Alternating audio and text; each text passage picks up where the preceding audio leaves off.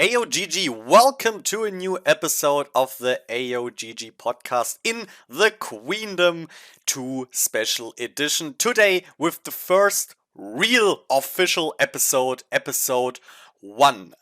In case you have missed our podcast special for episode 0 of Queendom, the preview, I will link you the episode in the video description or in the show notes, so check that out. Seriously, be sure to check it out, because a lot of what happened in episode 0 was already discussed in that episode, so you really need to check this out, okay? One really important thing also to mention is that, of course, I'm not doing this alone here. No, I'm here with my friend Payne. Hello. Welcome. And, well, when episode number 1 started, I think it's safe to say that we both were really excited for it, but I'd say the first hour was a bit of, I don't want to say letdown, but it was a bit, let's say, unfortunate that we already knew basically the first hour of the entire episode. So basically we just watched episode 0 2 times now, which is still entertaining, but I wouldn't have mind if they would have just said, you know what, episode 1 is 2 hours, but we skip the preview, or just make episode 1 only 1.5 hours maybe. But well, that's okay. But through that we can just skip a lot of what happened in the episode. But the very first thing that happened in the episode was actually something new, because we got a little intro movie that introduced us to all of the participants, and in my opinion, a really cool one. It had a quite dark theme. There was not a lot of lighting going on, but it started with, and that of course instantly makes it the best intro movie in intro movie history, with a door opening and Chinbi walking into the room gracefully as fuck in a gorgeous black dress. And we got a lot of voiceovers in this little movie, which over and over again stated how determined the groups are and how confident they are and that they want to win and so on. And then they all gathered around a chessboard where they were sitting down, and then we got introduced to each and every group with always the sentence "we are" and then the group name. It was interesting that they selected only one member per group. This is like representing the whole group. I think for most of the groups it was the leaders, if the groups have leaders. And for others, they just always switch. Like LOONA, for example, every time when they need a leader and a different member is going to the front. The same for BBG. I mean, if you remember the press conference, there we had OMG as representative. Here we had now Chinbi. It would have been so funny if they would have sent So-won there, by the way. That would have been really cool. But okay, maybe, I'm not sure, but maybe we will get some So-won content later in the episode. But we will see. So then we had this scene. The representatives were sitting in front of each other in a chessboard and were like, talking about the determination and introducing themselves. And one by one, we got to see the opening performances, which we have also already discussed in the last episode. So once again, I'm recommending to you to check out our little talk, more than 2 hours, about episode 0 of Queendom. How did you like overall the little intro movie that we got? I really liked it, because Mnet can do movie cinema-like stuff, and I really love it. Like, of course, they, I don't know. I think they have trained themselves pretty strong to do everything they want. That they want to dramatic, like even non-dramatic situations. They're trained to do everything, like epic or dramatic. And of course, that was the focus of the preview trailer as well. So I really loved it. Yeah, I want to especially like praise the editing that Mnet put in there because this was really cool. It was so well made and quite impressive. Like the lighting, the set, and everything. The camera. When the camera was circling always around the table, and every time when you were like switching from one side to the other from a member, suddenly a different member appeared and started to introduce the group they're representing. This was really, really cool. And that's just a nice effect, and it really. They gave all of the representatives like a fair amount of time, and they all of the representatives were able to really kind of shine in their respective moments, which was something I really enjoyed. Yeah. Okay, next up, it was time to jump into the rival choosing, which was already teased on at the end of episode 0. There we saw that Brave Girls chose BBG as their as their rival. And there Mnet tried to, we remember, to edit it the way like Jinbi was like super pissed. And the tension was rising and stuff, and was like, oh my god, how did they dare to choose BBG? What could be the reason? Do they think they're simple? Blah blah blah. No, in the end, Brave Girls revealed in this episode that it was because they debuted at a similar time, GFriend 2015, Brave Girls, the new lineup in 2016, and they have been envious of how GFriend got more and more successful, while that didn't was the case for Brave Girls. So they always looked at GFriend and wished to be the same as them, to be as successful as GFriend was, and that's why they wanted to compete with BBG there, which in the end was super positive and really pleased the BBG members, which is understandable. What do you think of the reason? Hmm. Yeah, the reason I don't know. I'm not sure about it, to be honest. Like, I think, I think it's yeah, it's a okay reason, but I don't know. Like, it's hard. I don't know. It's hard to have an opinion for me to that. Like, I don't know. I can't rate it for myself. The only problem I have with it is it's not a love drama. I want my drama, Okay, well, but that's it's peaceful, you know. It's so peaceful and nice and sweet, and I'm like, that's true. Mnet, like, not even Mnet can make drama out of this. No, Yeah. okay. Next up, it was time for BBG to choose their rival, and they went with Hyolin. For a reason, they stated that Hyolin has, through due to her solo record and of course through her past with Sister, that she has a lot of great songs they would like to cover. So BBG instantly went with this thought of the competition. We're like, okay, from which group would we like to cover songs? What could we cover? What is something we feel comfortable in? What is something we think we can do really well? And that's why they chose Hyolin, which is a really good reason, a strategic reason. Mm-hmm. Um, but not enough drama. But this is something that we will have with every with every True. rival choosing. Little spoiler here already, but there will be a bit of emotions in the rival choosing. That much I can tell you. Next up, it was time for Hyolin to choose her rival, and she went with, and that was a bit surprising, Kepler. And Kepler was so happy. Yep.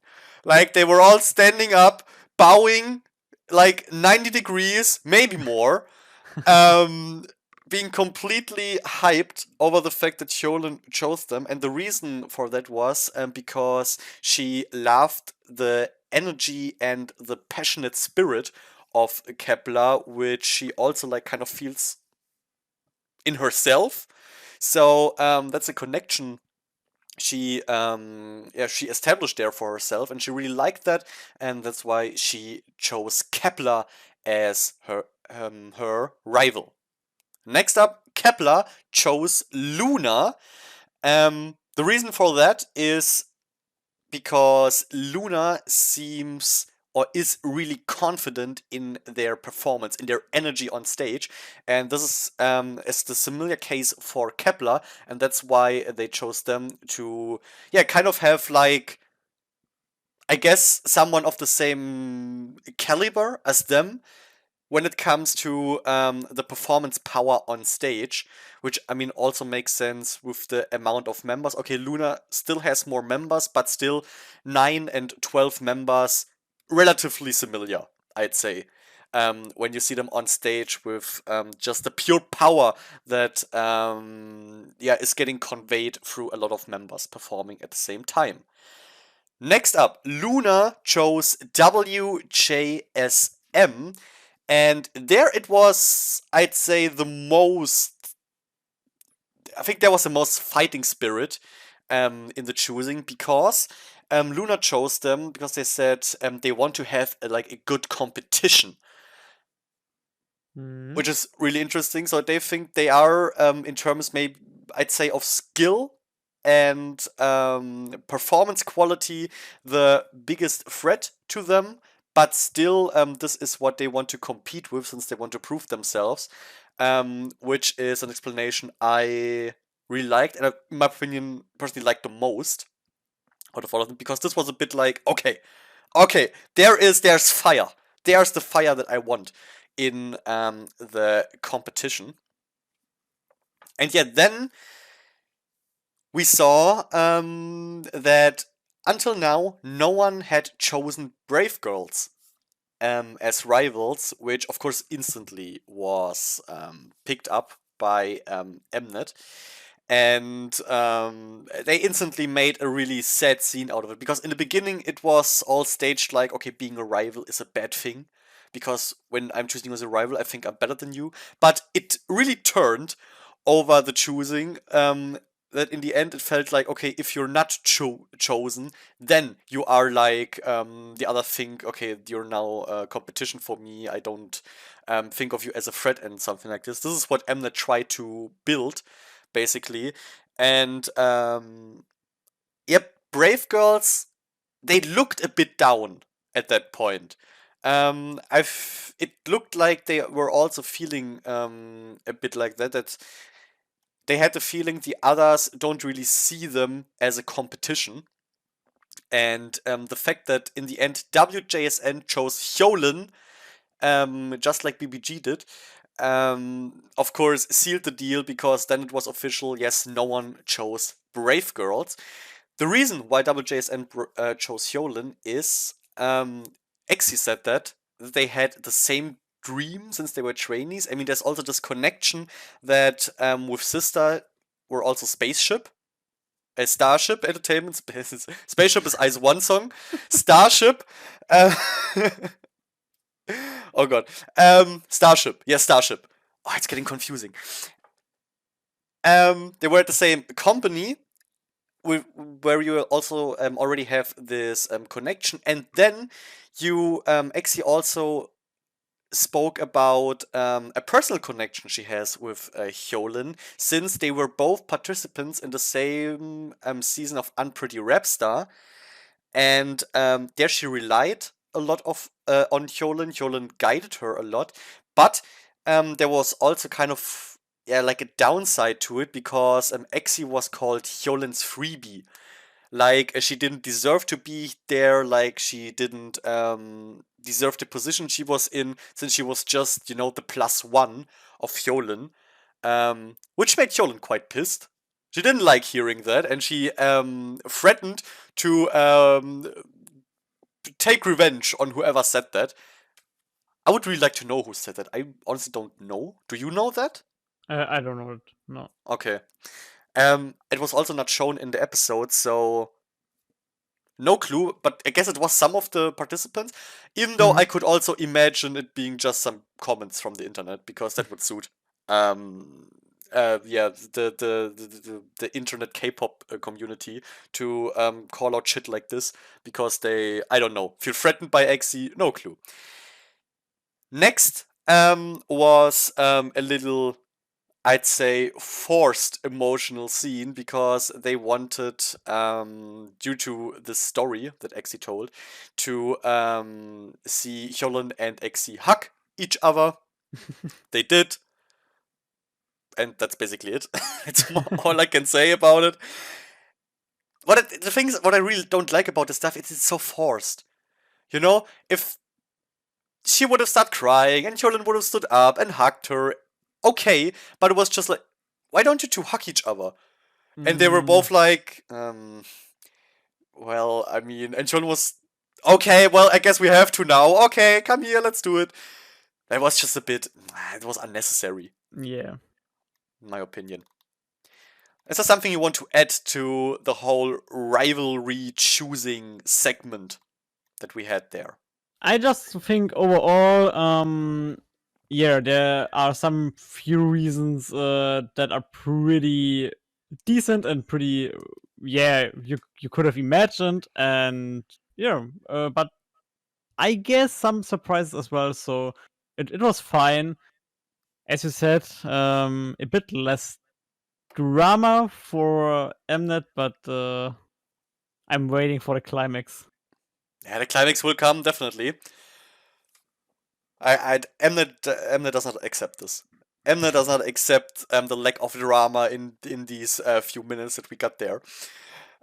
Next up, it was time to announce what will be the first like performance mission that the groups will get, and it is signature songs. So songs that kind of show the true and signature colors of the groups, of the artists, to show basically their prime, I'd say, what people know them best for.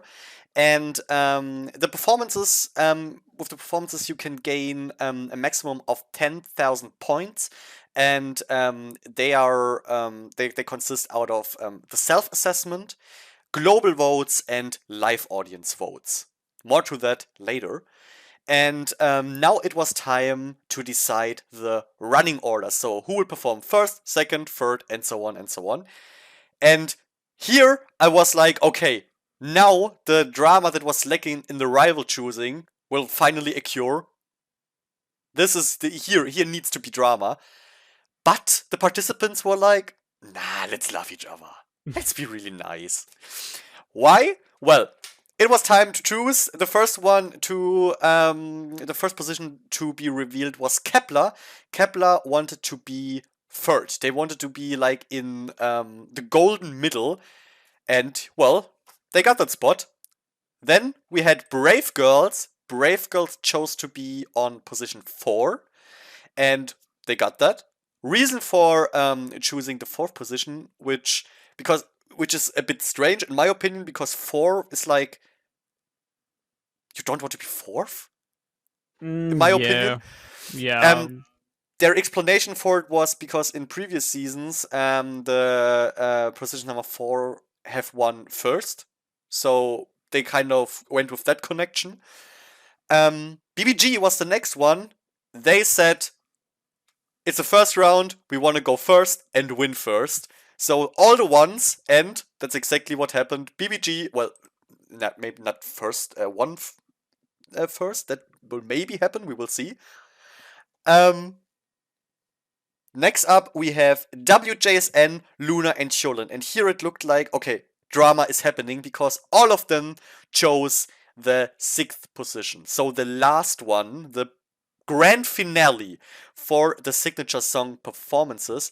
And then, once again, we had to get representatives of each group coming to the front, holding their name tags, and then it was time to negotiate who will be in the end in the 6th place. Heechin instantly, like without discussing anything, just smashed their plates on position 5. I don't really know why. but she did it. Then WJSN members rushed the stage and started to discuss a plan with EXI. And what they said was, choose number 6. If Hyolin chooses 6, then we will switch position 5 with LOONA and put them on number 2. So it was a crazy plan, which in the end wasn't necessary at all. WJSN put their name tag on position 6, and Hyolin was like, you know what, I don't care. And just stuck her one on position number 2. So in the end, there was really nothing much going on there. What is your opinion on this whole choosing of the order? Yeah,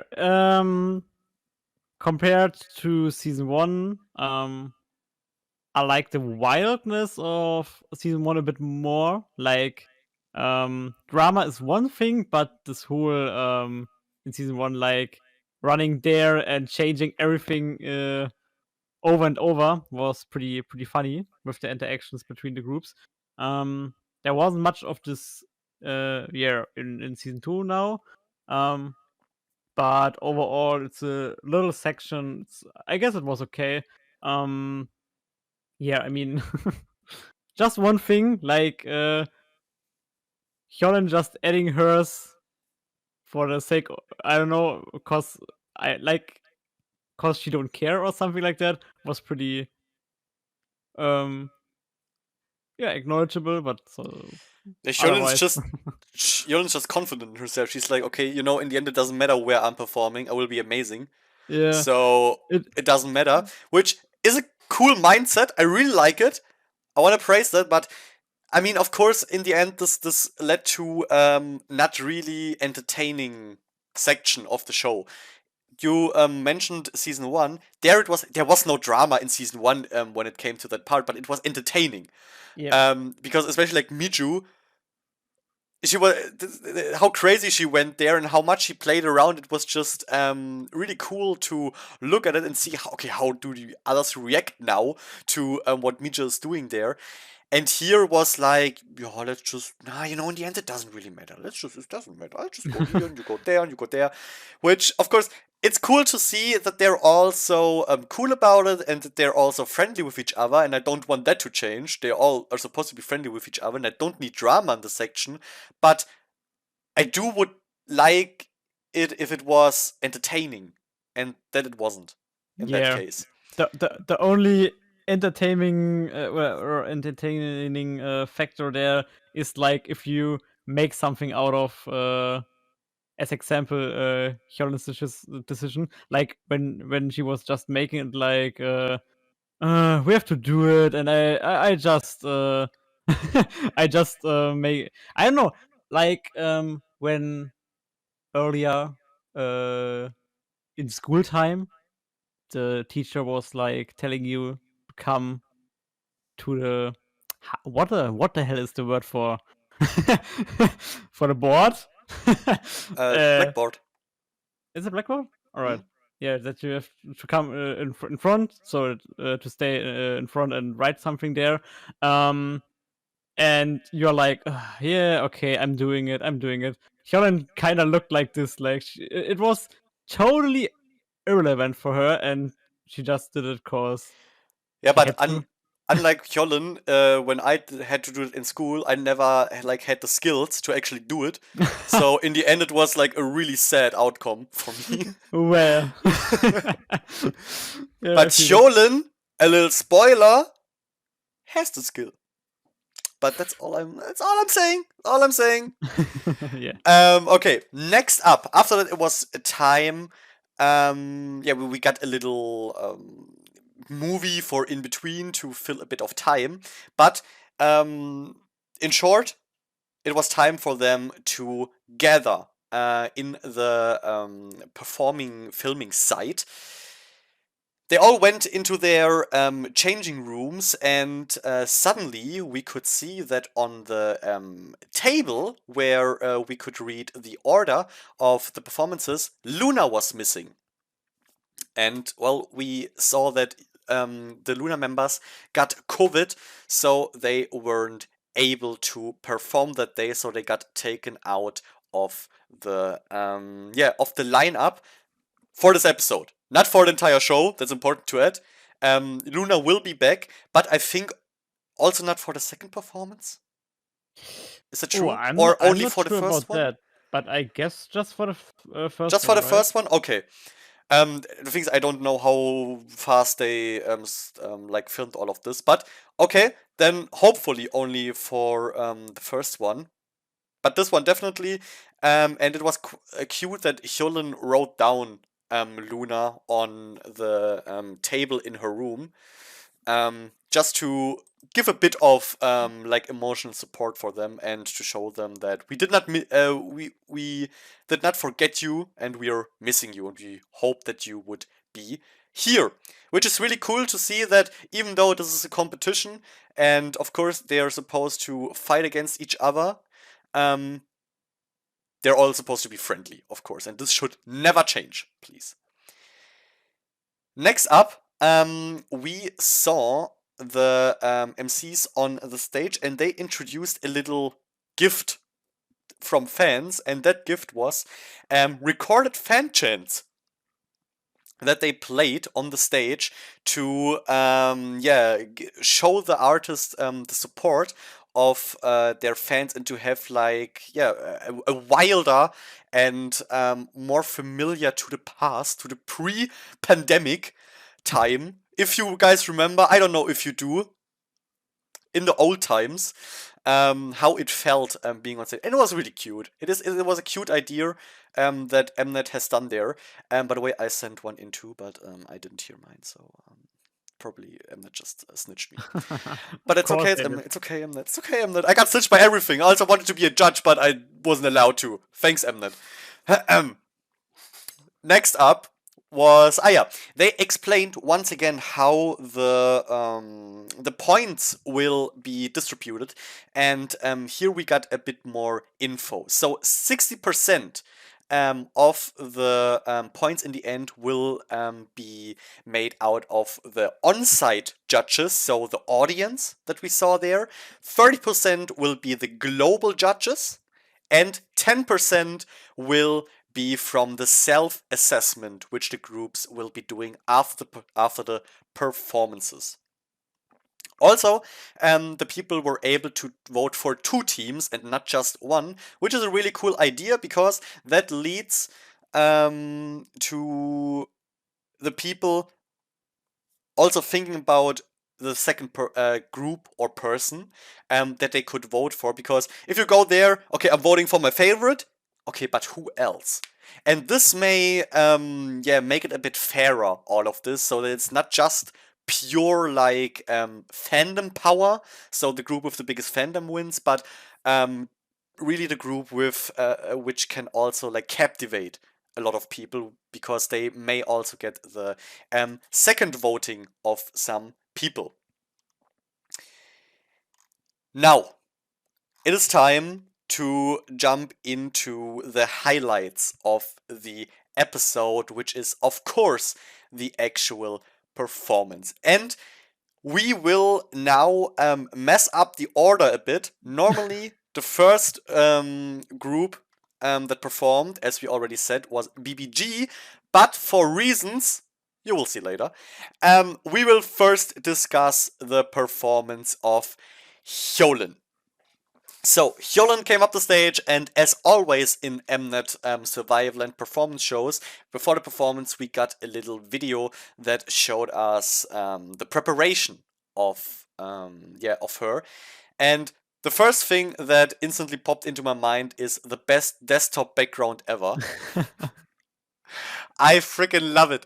I don't know if you guys have seen it, but this picture, not only which already like messed me up, like it didn't cover the whole desktop, you know. It was just black around, and then this square picture of what of this face. I found it funnier than it was supposed to, honestly.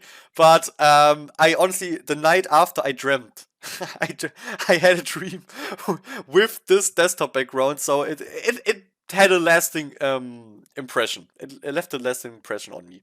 I don't know why, but it was really funny. And what we also saw was that Hyolin had a really hard time with choosing the song that she wanted to perform because, of course, she could choose between a solo song of her and a sister song. And she went back and forth and in the end decided to go with a sister song because she said that this is probably what her fans would like to see the most or expect the most from her. Another thing that I can like slowly add or shortly add is something that really bothered me. When she researched for the songs, she watched music videos, but she did not put them on full screen. Like, she had this big ass monitor in front of her, and she only had like the windowed version, which covered like not even half of that freaking monitor, and this is making me go insane, honestly.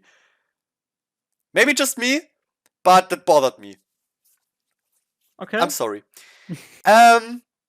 After that, we jumped to more preparations of her, and there we saw that she was highly invested in basically everything around this performance. She went into a flower shop, and there she designed basically the props herself, the flower props, because she wanted to do something like an, how did she call it? Imaginary paradise. Which is a really cool concept, by the way. Really nice thinking of her there, and she prepared it all herself. Also, she planned everything, like the performance itself. She had this simulation on her PC with the stage and everything, where you could see like people on stage and how the stage will look like, and she could play stuff there. It was really cool to see this kind of like behind the scenes stuff, because this was new. We didn't see that before, and it once again showed that Hyolin really put everything of herself into that performance to make sure that it is as perfect as possible, which makes the thing that happened afterwards really more regrettable, because right before she wanted to perform, she was already on her place, ready for the performance to start, and then one of her shoes ripped. She had to leave the stage again and somehow had to fix it, but they weren't able to like fully fix it. So it bothered her during her performance. But if that really bothered her, like if we were able to see that, we will discuss right away. But before we do that, do you have something to add for Hyolin's preparation before her big performance? Nah, I just really love how much she was invested in the whole thing. Like that's really cool. Cause in that case you can kind of see some strength of her as well, like the imagination of the stage she wanted to build, and I think to say it overall, in my opinion, it turned already out very well. Like she did a good job, I guess. Then let's jump right into the performance. Did she really do a good job? Is what I'm asking you. Yeah, I think. Okay, thank you. She did a really good job. Like, I really loved her stage. I can say I really loved her stage. Let's start with the fact the stage is pretty decent invested by Mnet. Thanks for that. Like, compared with season 1, we have a much bigger investment there for the stage and for the stage possibilities. And so it started with the kind of backs or the stage part in the back that was on a higher position, was going down. The like the elevator parts. Yeah, the elevator parts. Yeah. Oh my goodness, we have elevator stage. Nobody could have imagined for Queendom. And yeah, I really loved how or also the dynamic in the stage is one thing, and she used the whole stage very well as well. Like she used the whole big stage with different props. I can remember one scene when she was coming down from the top. She was going down on the side from the stage, um, and yeah, was interacting with some background dancer.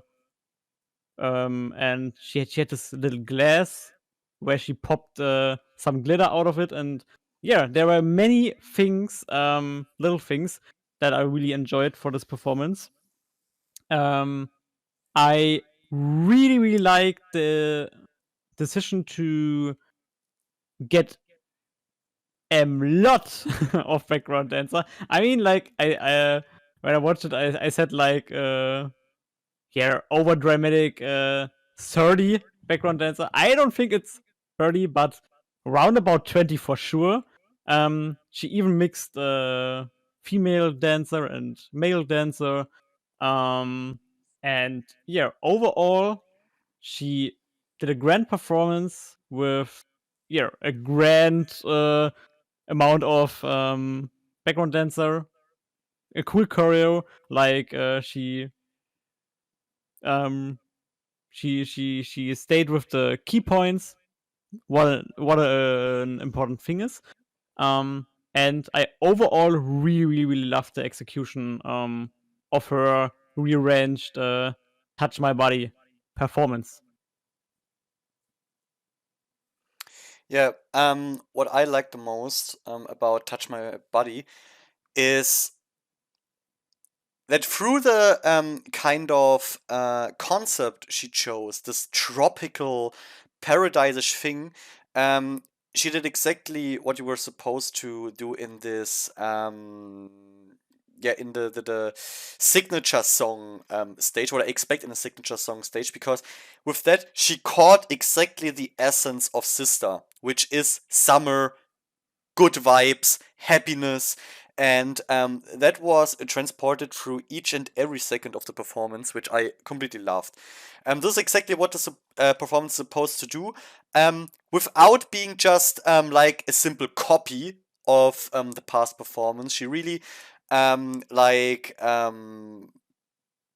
yeah, made a new thing out of it without losing what is making or has made sister songs and performances so great. So this was super cool, and in my opinion, the best thing about it. There was a bit another I think unintended comedical little segment in this was when the guys with the trumpets starting coming out, and I'm sorry, but when I see them blowing into the trumpets with their masks on, it's just for a second I'm like, it's a bit strange. It looked a bit strange. Of course, they can't just take off their masks for the second for this, and they didn't play the trumpets really, but it just it teared me like out of the performance a little bit, but not in a bad way. It was just a little comedic section for me personally, which I think most people don't even notice. Also, while the trumpets are coming out, she has a little dance break, which was really cool, and is once again showing Hyolin's like own dancing style, whether you like it or not. Which overall, I'm not the biggest fan personally, honestly, of it, but she is doing it like no one else. She's really owning that style, and she's super confident in it. And this is what I love to see in these performances. She knows exactly what she can do, and she is delivering.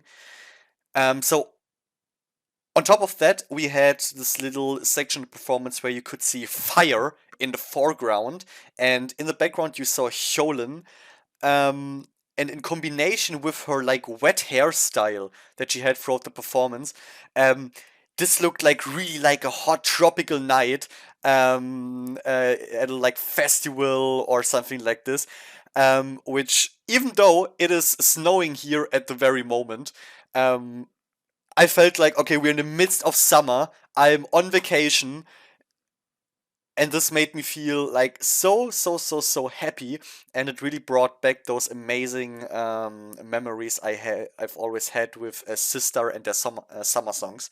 So they're big thanks to Hyolin for this amazing performance. But there's one thing that I do need to say that I didn't really like, and that is the combination of the played song vocals and her vocals. Not because she didn't sing well, but in my opinion, the way she was singing it did not really often match with the way it the singing was on the played song that we could hear. So it always felt a bit like she's singing a different style of the song, and the song was just like pasted on it. So it didn't feel like one real unit, unlike the rest of the performance.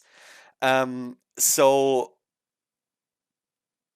for me personally, that led to me not really listening to the audio only, but only like really watching performance, because my opinion, without the performance, I'm not really the biggest fan of it. Once again, Mhm. not because she didn't sing well, but only because it didn't match. That was my problem with it. Do you want to add something to that? No, not really. All right. In that case, it is time to leave Hyolin and jump to BBG. And yeah, well, before we jump right into the performance, of course, also BBG had a little bit of preparation time before we could see what they have been working for. Interesting was, before the video started, we had Unha saying that their goal is to make us all cry. A bold statement, in my opinion, but maybe not that far-fetched. But we will see. So, in the preparations, we saw the girls basically just like Hyolin thinking about what could we do. Of course, we could go with Bob Bob, but and I think it was Chimbi who said that there is no reason for us to exclude G-Friend songs, because of course they're also G-Friend, which is something they never fail to mention over and over and over again, which of course for a buddy is really a soothing feeling for the heart. Yeah. And so they started to discuss what could we do. Should we go with G-Friend? And if we go with G-Friend, what G-Friend song will we do?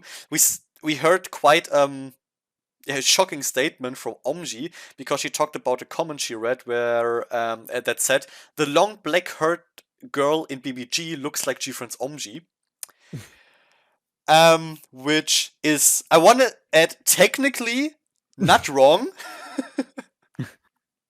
It is right, but of course, this shows that even though BBG is, and also the other members are G-Friend members, are really not holding back with stating that they are G-Friend, that they were G-Friend, and they always will be G-Friend. But still, there are a lot of people who think BBG is a group that just had a debut, like, and really just this debut, that don't realize that BBG is G-Friend, that they have been in G-Friend, and so they also want to use Queendom to show this to the people, that who they were and who they still are. And of course, the thing that absolutely broke everybody out there was when they decided to call Sowon their leader, still leader by the way. So Sowon, they still call Sowon leader of BBG also,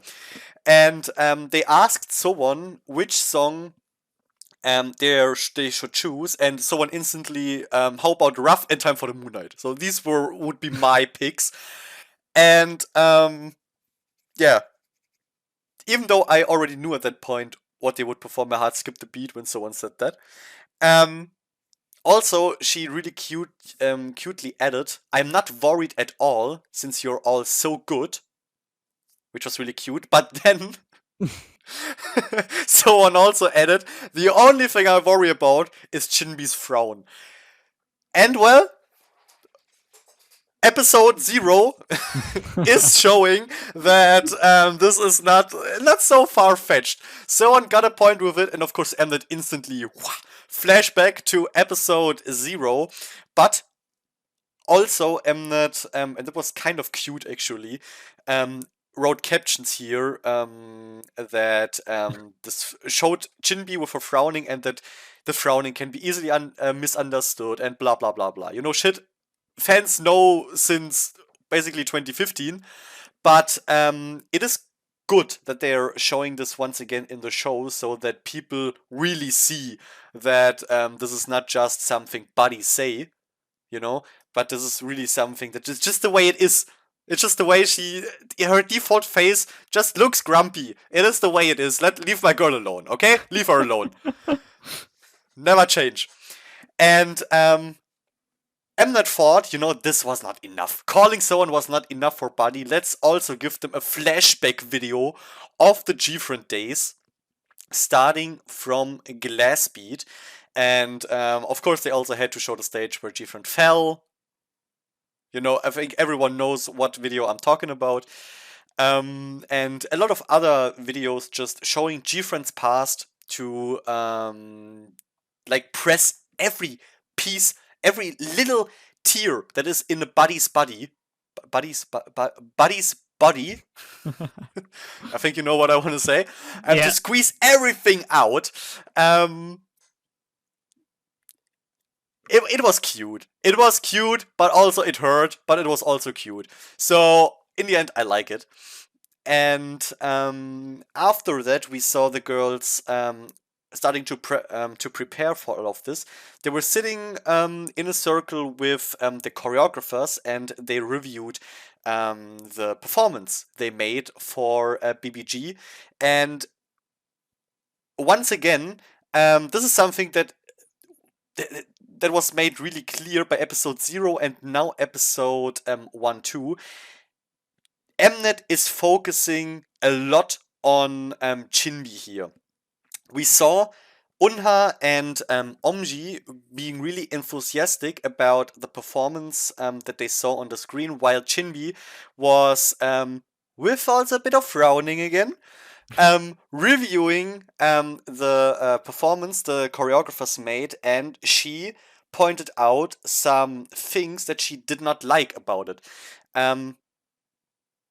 The thing that she did not like about it was that there was not enough G-Friend in this performance that they would prepare, that they should prepare, because in G-Friend, she mentioned you often have those choreography moves that are directly linked to the lyrics of the song, that really basically express the lyrics that are sung at this very moment.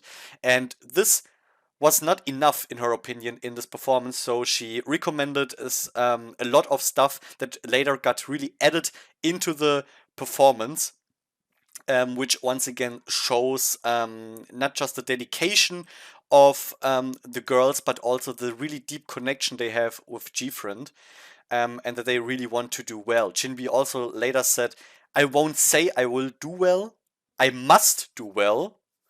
Plus," she said, "we will work many times harder so we don't hurt the name of G-Friend." Now is, of course, the big question all of you are asking yourself right now. Okay, she said that, but did they still hurt G-Friend's name with the performance they have done?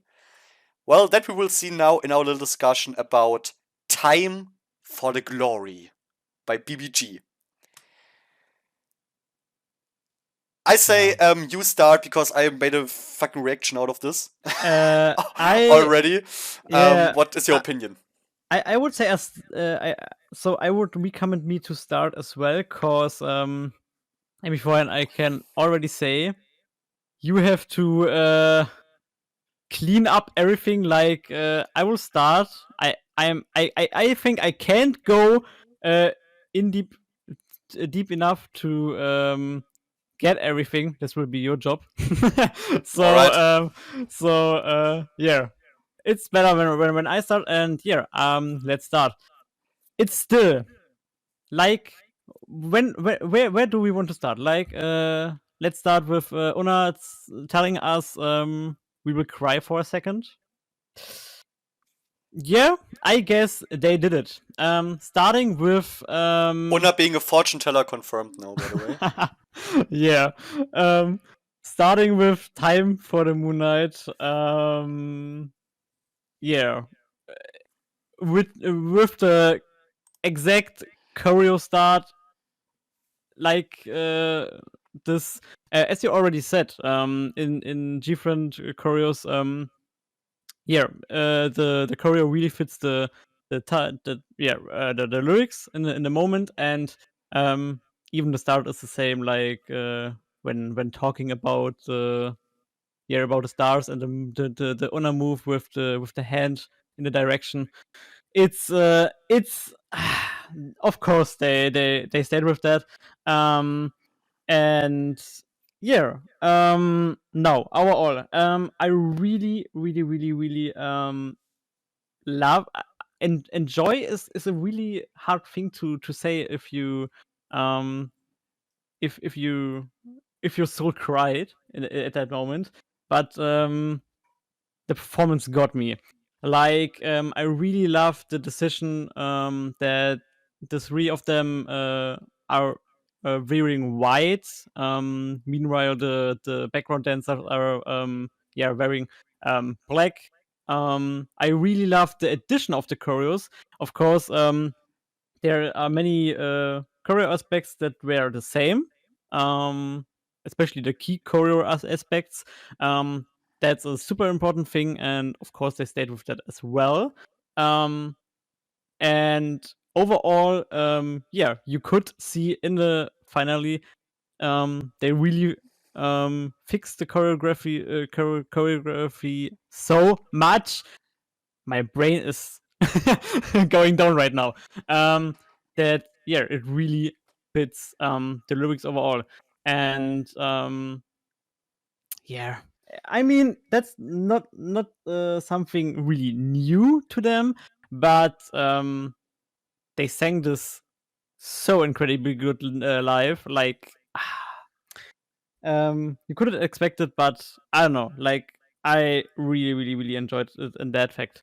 Um, Starting with or looking at the stage, when Time for the Moonlight was yeah uh perform when they performed Time for the Moonlight, it was dark, pretty dark. Like the lighting was very dark, and they played with with the I would say front stage, and the lighting focused on a little spot there. Um, and yeah, there they had their own little parts. They even made out a little story, and that's something I guess many buddies will really appreciate. Starting with or starting the stage with the clock on the bottom of the stage is a huge thing. And this time as well, they had these text messages again in at the stage, and I'm really curious if this will be something they will continue over the next performances, because for for BBG it really feels like they will go as a group for something with drawing story again. And I really love, so like in Queendom season 1 we there wasn't much of that. In Kingdom I could witness something like that for many groups. Like they had built a story, yeah, or they had mostly built stories, and it feels like BBG kind of continued a bit of a story, and I'm really curious where this will go, and if they will put more into that later on in the next performances. At the middle of the performance, of course, they are going to change to Rough, and the change was grand. Like changing the stage, immediately lights are going to escalate all over the stage, and the the back part of the stage was shown with a grand string orchestra, and the rearranged rough version with the kind of string orchestra version of rough there was revealed. Grand, amazing, super cool, and wow, that just had such an impact on me. This was super good. And yeah, overall, I could like say everything once again I said in the part before. Like, executed is very well. I really loved, of course, the execution of the rough performance as well. And there were a few little things like from the reactions, like Yeso with singing the Time for the Moonlight chorus while watching I always knew why I love Yeso. yeah, she was super focused on the screen, and sometimes we already talked about that. Mnet is like just adding some wild reactions everywhere, but that is a reaction, of course, that's really fitting. Like, that happened in that moment because she was singing it with when the chorus was Yeso was just Thanks. everybody in that moment. Yeah, and how focused she was looking at the screen, and kind of lost in that performance, and you really could see a little a little sadness in her face. Like, she wasn't crying, but you really could see, like, she was like, ah. Her soul was like, ah. And the same with I guess it was I'm not sure who it was, maybe WJSN, but doing the part of the Time for the Moonlight choreo. And when the stage changed to rough, it was like everyone was like, wow. And that was exactly that what what my soul was reacting like. Even if my body can't really really show in that moment what's happening, my kind of soul is escalating in such moments. It was amazing. And something I have said when I watched it, besides everything, like showing that they are still different, and they can still do it, and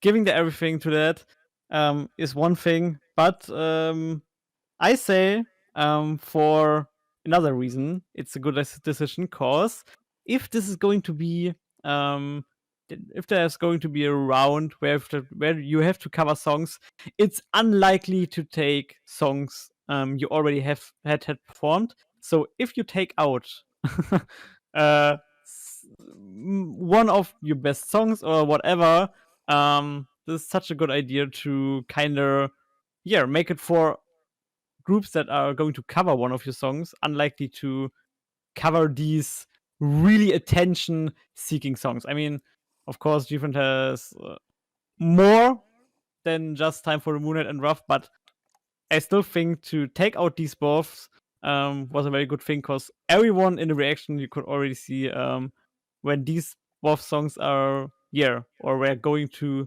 start there, everyone was like, oh my goodness. They're really doing it.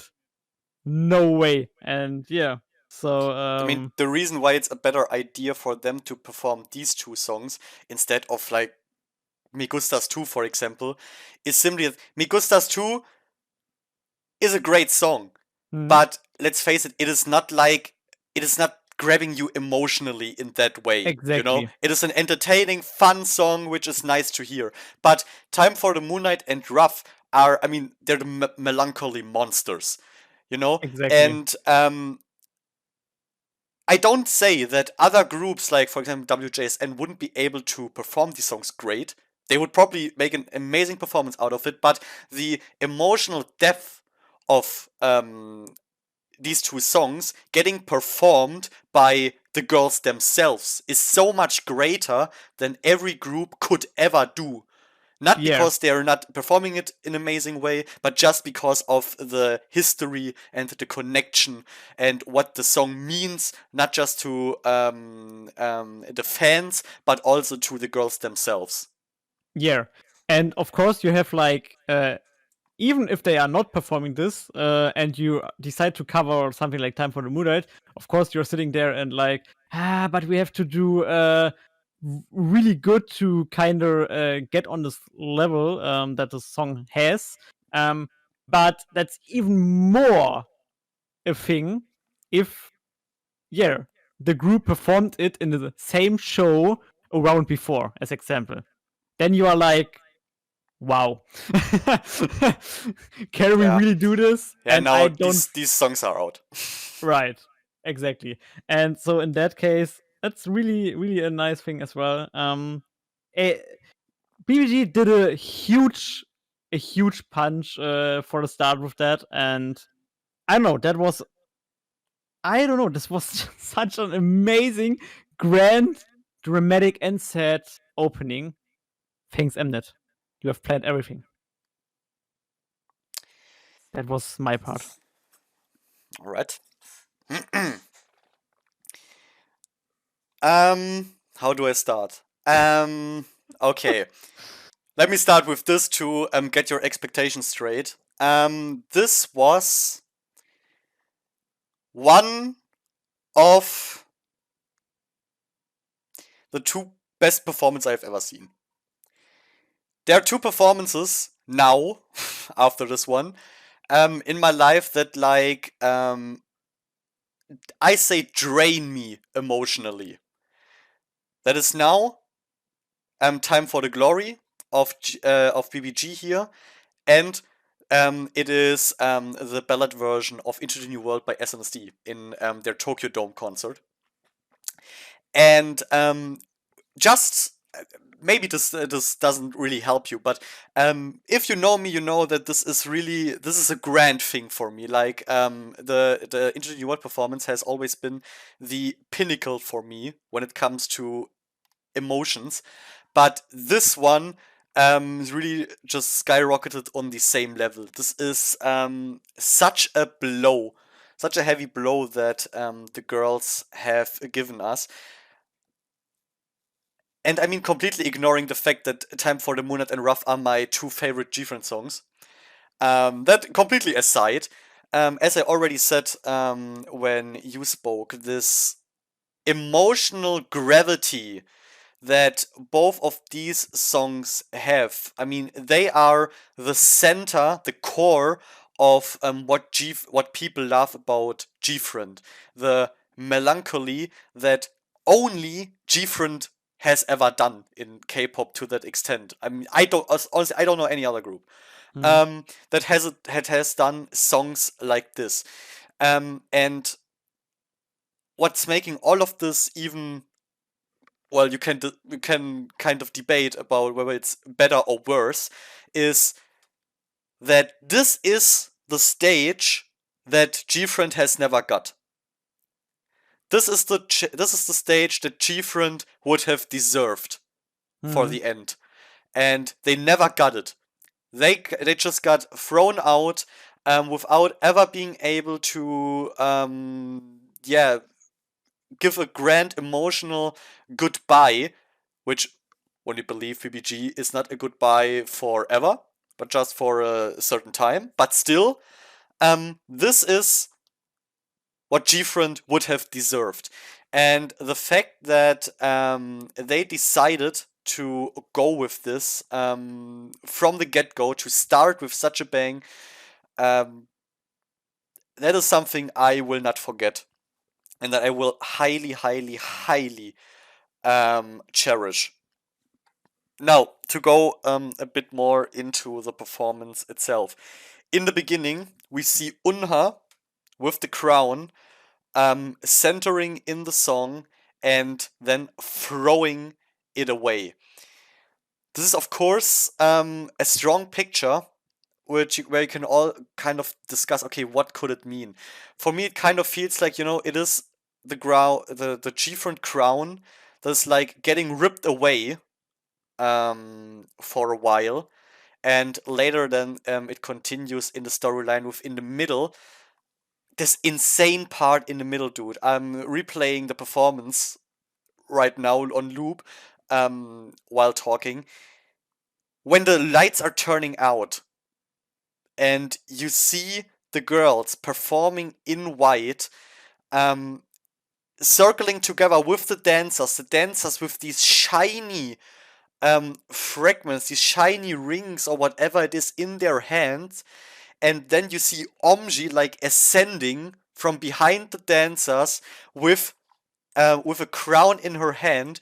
Feels for me like, okay, the crown got ripped away, but they took it again, and they're kind of jumping to new heights. And then in the background, with "We will meet in the end, even though we are trapped in the time, we can," and "lost in the way," it was exactly. I mean, it is not just that this is insanely poetical, what we can read there, and that is overall, it's standalone. It would just touch your heart, but this is exactly the way like the G-Friend storyline has developed over the time where they were G-Friend. I mean, this whole tile theme, you already talked about the clock in the beginning, is has such a deep root in G-Friend's career, this whole time topic, and then that you get this little like nod to G-Friend's history in this poetical written way, just like it has always been in the G-Friend lyrics. It's just such a blow, such a heavy punch into your stomach, but such a beautiful one. And of course, in the end, then G-Friend crowning herself again, like they're being back with the spirit of G-Friend that we thought, or people thought would be lost, that Buddy always hoped for would come back, was really, really insane in my opinion. Also, in the beginning, in the very, very beginning, something that started there and got through, continued through the entire performance, is the video in the background is normally something that I absolutely like dislike about performances, because most of the time it is just a half-assed, cheap, video that's playing there, like you got the intern to you set the intern in front of like Premiere or another program, and just said, you know what, just make some VCR that can play in the background, and then most of the time it is either ugly or just distracting, or just completely out of place. But here, I felt like the video that was playing in the background the whole time was actually part of the performance. It really added value to what we saw, because in the beginning, if you pay attention to it, right before the song is starting to take like really off, it is right after Una threw away her crown. You can see in the background a glass bead falling down and shattering. And I mean, if you think about how glass bead, G-Friend's debut, started, I may seem like a clear glass bead, but I won't break that easily. This is just, I mean, this is storytelling at its best. This is such a hard blow into your stomach. You think, okay, the glass bead broke. It fucking broke right there.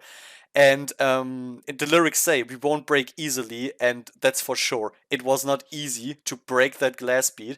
And just because it is broken, by the way, does not mean that it can't go back together, that it can't get repaired. But the glass bead breaks, and you see this fog appearing in the background, and suddenly this, yeah, in my reaction, I called it kind of like a horror clown smile in the background, which, if you really pay attention to it, looks a bit like the logo of Walpurgis Night of G-Friend. Mhm. On top of that, what I read, which is really cool, oh god, how was it called? I think it was Cheshire Cat from Alice in Wonderland. You know, this basically horror cat with Mhm. this huge smile. A lot of people pointed out that it looks like this, and they're right. Um, this horror theme that is getting told through this VCR in the background, like the girls are getting guided somewhere with this, and with the Cheshire Cat it makes sense. I mean, the Cheshire Cat was the one, if I'm not mistaken, guiding Alice in the Wonderland, but not completely familiar with the story, but I think it was like that. It is such an insane way to tell the story, to speak about um, how G-Friend continued. Then you see those solo scenes of the girls, um, and with the dancers around them, and it really looks like the formations they're doing there with Chinbi, for example, like they're once again forming this crown from Walpurgis Night. Then you see Omji there standing in kind of looks like a moon, you know, like in time for the Moon Knight, the logo. It's just those details that that make all this entire performance so memorable. All of this is something that when you're not a fan, that you don't even like realize. You don't see this stuff, but when you are a fan, you see this and you're like, "Wow, shit! Like they did that for me." You know? And I don't know how much of this was made from the choreographers, from the company, how much was made from the girls, from Chinbi. I mean, there's probably a reason why we saw in the beginning, in the preparations, Chinbi suggesting so much to make it more G-friendish. I really want a behind the scenes of them prepare for this. I want to see how much maybe came from them, and then, of course, later on, you see the girls in the middle. Then the camera goes up in like bird view, and you see the dancers around them. And what this reminds me of, could be wrong, but what popped into my mind after I watched it for the 10,000th time was this looks like in Love Whisper. You know, the pool they were Mm. dancing in. Yep. And it's just these details that like throw me off so hard that of course could be complete bullshit, but I don't think this is a coincidence at all. And then of course the execution themselves. I mean, what is it that when you think about G-Friend, what is coming into your mind? Of course, it is this the sharp like choreography, which I think it's safe to say we definitely got here. The girls showed us why they are G-Friend, and it's of course the vocals of G-Friend, and the vocals are of course different than what we know from G-Friend, because what we have here with BBG is we got the more like high pitched part of G-Friend when it comes to the vocals. Chinbi, Unha, and Omji always have had the highest voices in G-Friend, and of course, what you're also used to in G-Friend songs are like the deep and impactful voices of, for example, Yuju, of course, and of Yirin. And of course, this is missing here, but I did not miss it, if you know what I mean. It is a different feeling that is getting transported, but I have listened to Time for the Glory so much. Like, I really, really, really think it's no exaggeration if I say I'm closing into my 24 hours listening to Time for the Glory. It is such an insane song packed with so many emotions. Another thing I want to point out here, again with the video in the background, there is the scene where it looks like, it kind of reminds me of a Big Bang. You know, after you have this fog coming up, suddenly you have this this almost explosion in the background, which feels, of course, if you think of a Big Bang, a birth of something new, which could be G friend. And what really makes me think that is, once you have this white blast, once it fades, you see all those these shining particles flying around, which looks a bit like stars, but in the end, I feel like are parts of the glass bead raining down, or getting blasted through the universe, however you want to call that. Um, which is such a beautiful, beautiful view. And what I talked before about the part where Omji is like ascending with the crown, you have in front of her the dancers with those, yeah, with those lights floating around. I saw a lot of people calling them like fireflies, which is a nice idea, but I always thought that this is kind of like symbolizing the fragments of the glass beads, you know, that are reflecting lights, the shattered parts, which is for me personally suits more into the concept, but I mean, it's not like I know shit. I'm just a fan talking what comes to my mind. And then, of course, afterwards, what you already mentioned, the orchestra is getting revealed, and this, it blew me away so hard when I saw that. I mean, not just is orchestra the absolutely perfect combination for these kinds of songs, but it also shows an effort, in my opinion. Like a real orchestra is a grand thing. You know, you're not just placing an orchestra for any kind of song, but this is just something that is underlining a thing about the performance which I'm so thankful for, and that is the investment that was put into everything about this. I mean, the outfits of the girls themselves. I mean, the fact that they're looking glorious. I think this is nothing I need to mention. This is quite obvious, but it is also something that is like throwing you back in time. Because, for example, Chindy's outfit reminded me so much of past. Um, wasn't it even like Mama performance of G-Friend, where they're wearing similar Yeah. outfits like this? And it's just everything about this screams, we are G-Friend, we hear you, and we invest in the legacy of G-Friend. And once again, this is maybe something not everyone is seeing, but as a fan, this is just an unbelievable value that is getting added to all of this. Near the end, in the background video, we see this super cool, like tornado-ish figure in the background, which of course I also said, talked to my reaction about it. I have to instantly think of G-Friend's Eye of the Storm. You know, when I see it's an Eye of the Storm here. And if you think about the story of Eye of the Storm and this symbolism behind all of this, oh, it's just, yes, it is fan service from beginning to the end, but executed in such a glorious way that, in my opinion, you don't need to be a fan to enjoy this performance.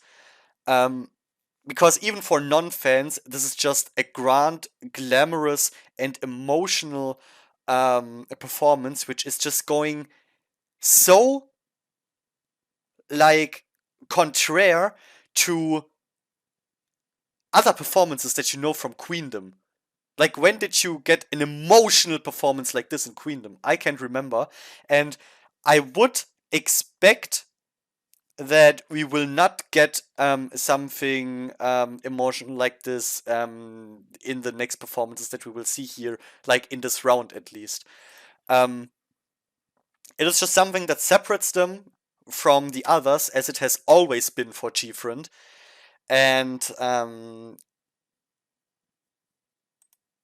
that this is just something I highly value, that they decided to not go with a song that would, with something that will like maybe be easier to gain points with from people from other fandoms, like for example Amigustas 2.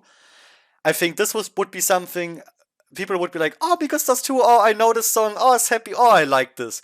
But this here is something that could maybe, yeah, maybe ignored by other fans because they're like, okay, this was emotional, but I'm not here to go into emotional stuff. I'll get to the stuff that is like, yeah, making me, dance along or something like this. And it is definitely not a performance that is per se making you dance along, but it is a performance that is grabbing you emotionally. That is coming for the emotions, coming from the emotions. Another thing that is underlining this, it is the very end. In the background, we see these numbers 01160209, which is of course the debuts of both G-Friend and BBG. Once again, you have this connection, and of course, the final blow for every fan is the ending pose of Ruff, Chinbi doing her iconic clock movement, and in the background, we see the members, just like in the original Ruff choreo, going out of the line one by one. And how many people do we see there? Exactly 6. The dancers are taking the place of the G-Friend members. Of course, not being a substitute, but just being a symbolic stand-in for the members, which is once again something, it is not necessary. It is absolutely not necessary that they're doing this, but it is just another call for Buddy. Hey, we are here with you. We did not forget you, and whatever happens, nothing will nothing will change that G-Friend is G-Friend and G-Friend is 6. And for that, I just need to once again say thank you to also BPM, like that BPM is so cool with all of this, because this is not something that is that you can like expect from a company, in my opinion, in K-pop, that a member or a group, you're signing a group and they're calling out so often to their past in a different in a different company. Of course, it also makes sense from a business like point of view to say, to use, if you want to like say it from a completely like an economical point of view, to use the G-Friend name to push the relevance and the popularity of BBG. Of course, it makes sense, but it could also, if you think about it, be hurtful. If you think, yeah, okay, but our artists will always be seen like, yeah, G-Friend, they're part of G-Friend. They're not a new group, but they're just part of G-Friend. It wouldn't be in the past in K-pop. It is more common that the companies like to separate the past from the current, but BPM is not doing that, which is something I'm really grateful for, and that it also looks like BPM is also ready to invest in all of that, even though the payout is in the end not really sure if it really will gain that much, but just that they're treating or allowing the girls to treat the legacy of G-Friend with the respect it deserves, is something I'm highly thankful for. So, long story short, the performance was pretty okay. Yeah, I guess you can watch the performance. Yeah, pretty decent. Yeah. By the way, of course, I will link you the performance of Hyolin and BBG, both in the video description and the show notes. Just check it out and stream the shit out of it, because both of them deserve. But yeah, guys, also let us know your opinions about the performances in the comments. What did you think about it? Do you think the fanboying is maybe even a bit too much? maybe I will block you. No, of course not. But let us really know your opinions about all of this, because this is really something interesting. How does this performance, especially of BBG, is making other people feel? Like, of course, it won't catch you as emotionally as it did, and still does me. Like, honestly, I'm looping the performance right now the whole time, and I'm having goosebumps every time I'm looking to the left. Um, is it something you still like can completely enjoy? Is it maybe something you can even understand the importance of this performance, or is it something that is maybe like, yeah, it's a good performance, but that's about it?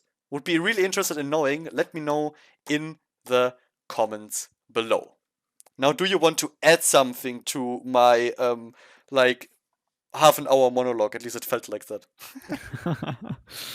uh, you Yeah, I guess you catch nearly everything. I mean, not everything. Safe.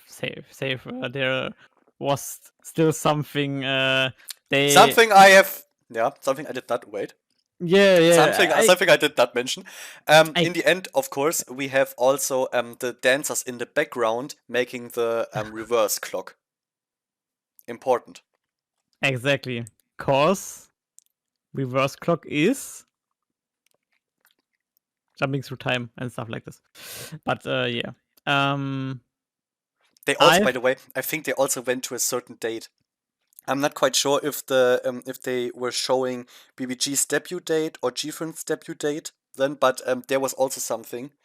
mhm. At least it's something I read, which is also goosebumps. Yeah. So like yeah, as I said before, this is made. It's like we don't know if this is like a new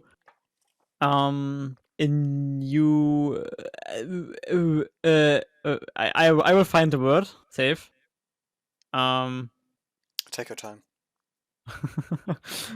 I was super focused on your talking. That's why and watching the performance over and over as well, like to explain my really brain dead moments right now. But yeah, maybe it's not a new beginning, but a new Kapitel. Help me. Chapter. Hmm? Chapter. Chapter. New chapter. Ah, I knew it was something with C. Oh, my brain.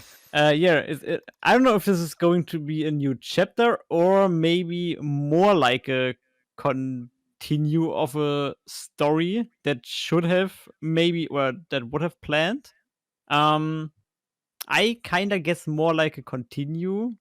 Um, but it could be a new chapter. It could be something they are now drawing through Queendom as well to kind of I don't know, cause these stories or these performances um with a story behind it are super loved in shows like Queendom and Kingdom, and so I guess I can expect that they are going to continue this, and if they do, you can prepare in a second round that that we have someone here in the podcast who's taking once again a bit time to um rip out everything out of the performance. Well, it's a sickness.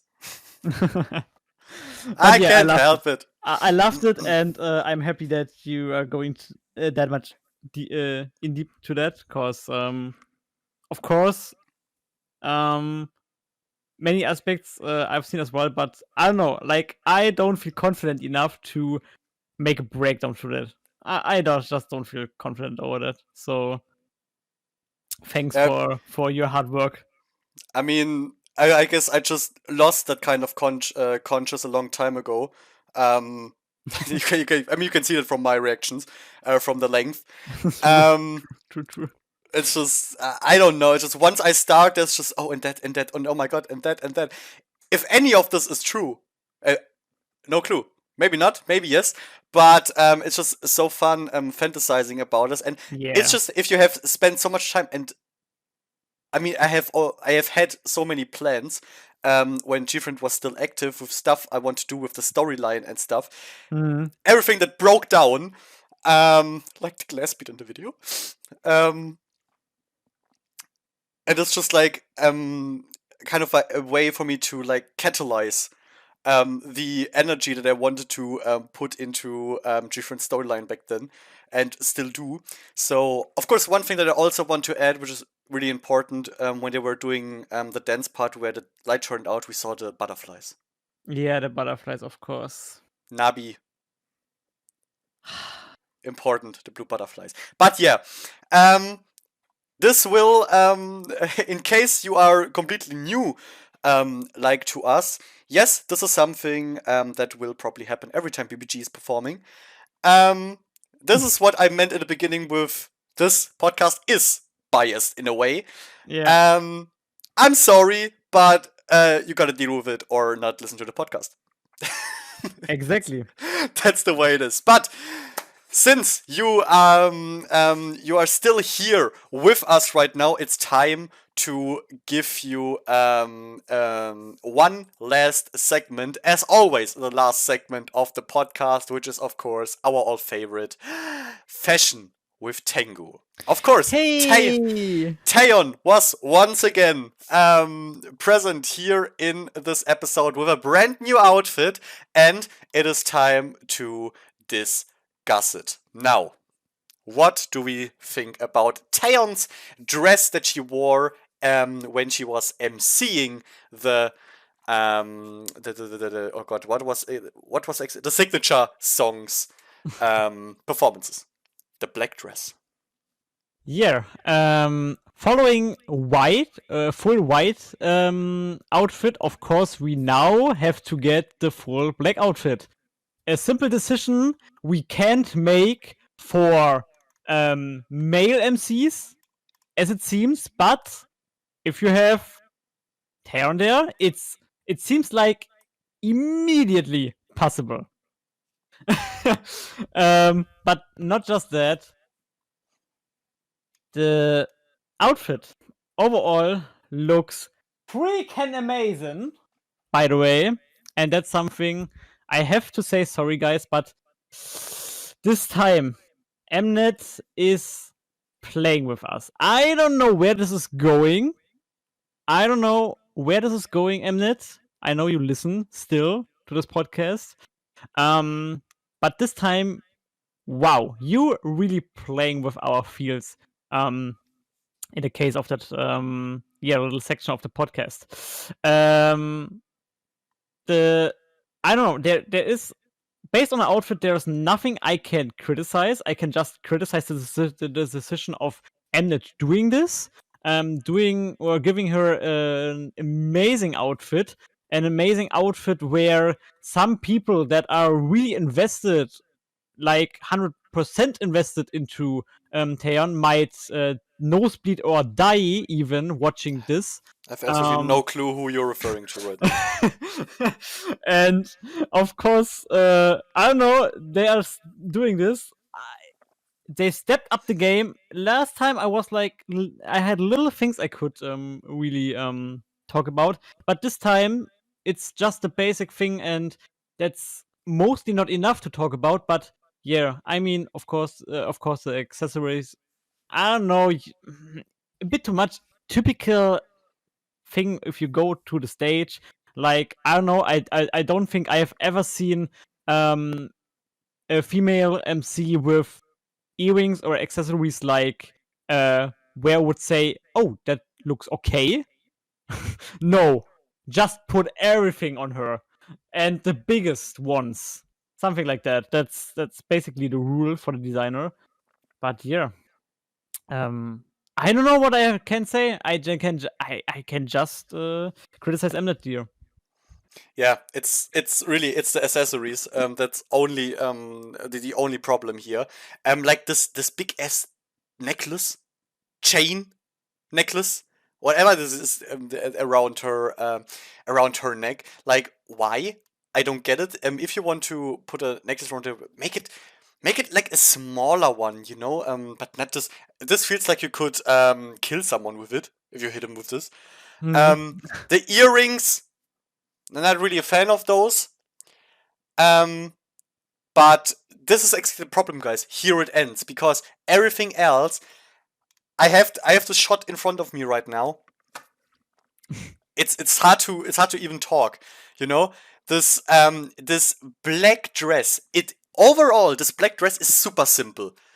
Like, super simple, except for this little, and there I'm honestly not quite sure what exactly you call this, this continuation of the skirt, which is almost like a veil, something Mhm. like this. I'm not quite sure if this probably has like a separate name, but there it's there's no language I could like call this out in, like, not even German. I wouldn't know how to call this, but it is cool.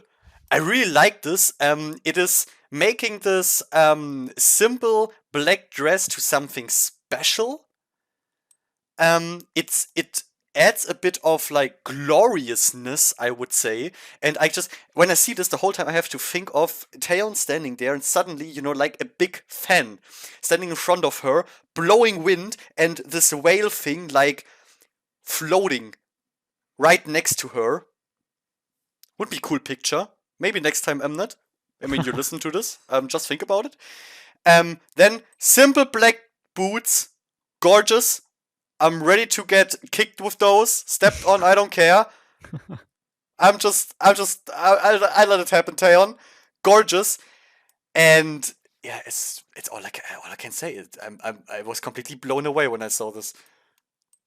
I Yes. I mean, like, I this time that never happened before, but this time I don't even have a picture of that in front of me, because I can just remember it overly being good. So that feels, I don't know, there somehow there I feel incompleted. and the blonde hair, dude. Yes, like, amazing, as literally astonishing. I'm just such a hardcore sucker for blonde Taeyeon, guys. You have no clue. Like, back in I still think about those days at times. And Yeah. now we have here Taeyeon with this blonde hair, which is, by the way, her hairstyle is also so gorgeous. The way her hair is falling here, in combination with this black dress, I just gorgeous, beautiful. Never been there before. Um, this, absolute show stealer, Miss Kim Taeyeon. And I can absolutely understand all the girls, the participants, fangirling the shit out of Taeyeon once she set foot on the stage. All of them were like, oh my god, she's so gorgeous, she's a fairy. Yes! You're goddamn right! I would be sitting there the exact same way. Maybe fainting. I would faint. But basically, I would give content to you, Mnet. Why? Why am I not there? Your fault, Mnet. Your fault. Your fault, Mnet. Like, Absolutely your fault. I mean, like, maybe sometime. So we had, I guess, a little thing we haven't mentioned yet in the podcast, but the concept of the special judges, like, are they called like that? I forgot. Yeah. Yeah. Maybe there is some round of performance. Maybe the finale where it's called, yeah, special judges are Taeyeon's biggest fans or something like that, and then you can. Yeah, but the way Yeah. Mnet is snitching me every time when I try to participate in anything, they're still not going to choose me. They're going to completely ignore me. Mnet. God damn it. I tried so hard to be a judge. I tried so hard. Why do I make a fucking podcast for Girls Planet when you ignore me? Huh? Yeah. And now It's again, unfair. I'm so stupid. Yeah. Still, I'm doing it. You kind of are, but that's totally okay. I don't know if it is. Okay. I don't know if it is, honestly. But yeah, guys, that was it. That was it for today's episode of AyoGG, where we were discussing the first real big episode, episode 1 of Queendom season 2. What would you say? A little, statement about the quality of the overall episode 1.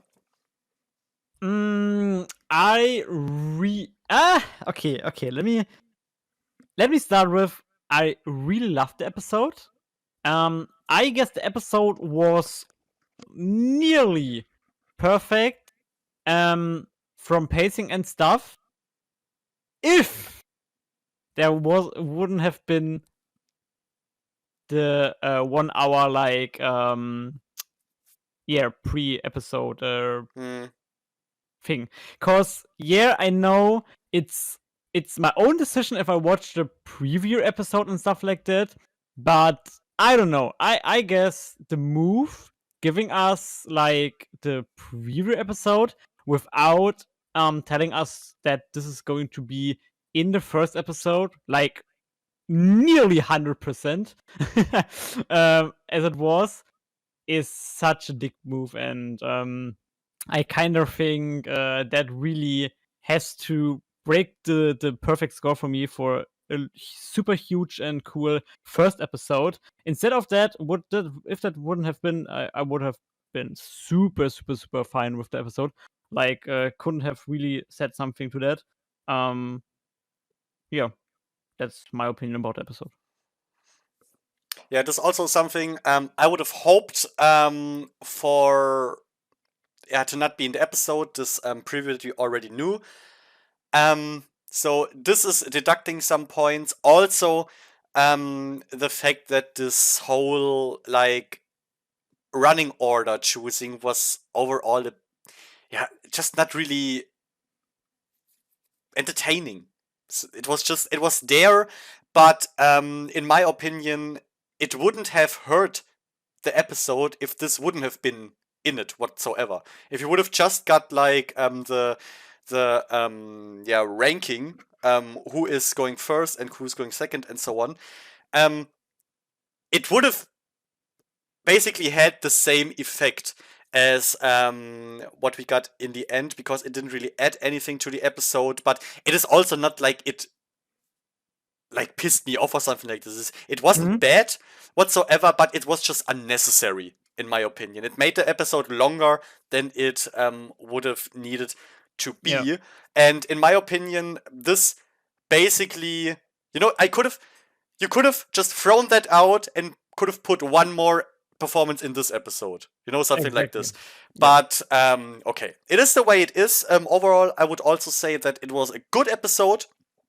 It was when I take out the performances, like the quality of the performances, I'd say I enjoyed episode 1 of season 1 more. But gonna be honest, due to the performances, yeah, there's just season 2 takes the cake. I mean, Time for the Glory alone, that's just unbeatable for me as a buddy. So yeah, overall good episode, but with unnecessary content. That's what I say to the episode, guys. Your opinion once again in the comments. Let us know what you think about it. Let us also know what you think about the podcast in general. Do you enjoy it? Do you dislike stuff? Let us know everything. That's the only way we can improve. If we are already perfect, well, just let us know. always is nice to know that you're perfect. Exactly. But yeah, seriously, all your criticism and feedback and discussions about the episode in the comments below. And I hope, guys, I see you next time to the next episode of AyoGG, the K-pop podcast, for Queendom Season 2, Episode 2, next Tuesday. Thank you for your attention and bye. Bye.